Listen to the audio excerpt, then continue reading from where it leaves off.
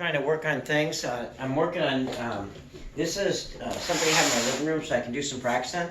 I'm using an old Schlesinger racket that I picked up the other day. It has gut strings in it, and if you've never played with gut, it's just amazing.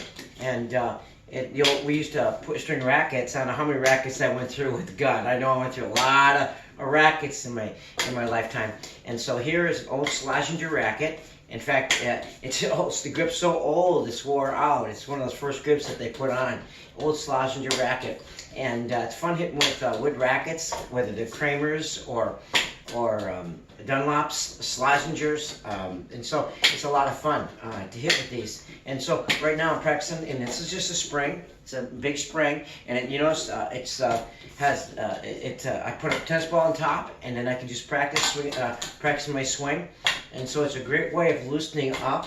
And so when you're practicing, you want to make sure that you're getting in that ready position, okay? And you grab a racket perhaps or whatever, and you want to be able to accelerate that racket. And here, this one here is I don't have that hard. Don't hold your racket tight, but have it loose and that hard in the house. Remember, you're just loosening up. And so it's practicing your stroke. And so there's a variety of ways that you can practice. And so this is just one way that I practice at home.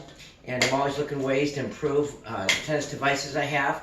And I'm finding that these big springs have a lot of bend to them. Elasticity, maybe, perhaps you could say. Springs, you can find springs in a lot of different things. If you try to buy this spring, it's to be very expensive.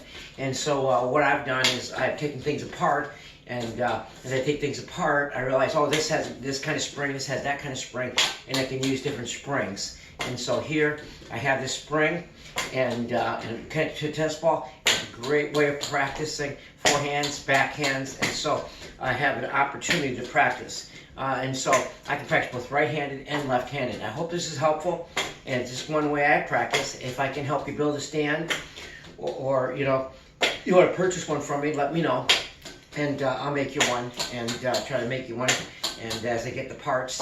And so here is a great way of practicing. Practice one hand, or two hands, and practice one hand, two hands, forehand, two-hand backhand. It's just something good to be able to practice. So when I'm practicing, I'm always listening to a book or to a lecture, perhaps a sermon, perhaps some good music, motivational speaker, something that would help me and also me to help someone else and encourage someone else. And so I hope you enjoyed this, and this is just one way that I practice at home.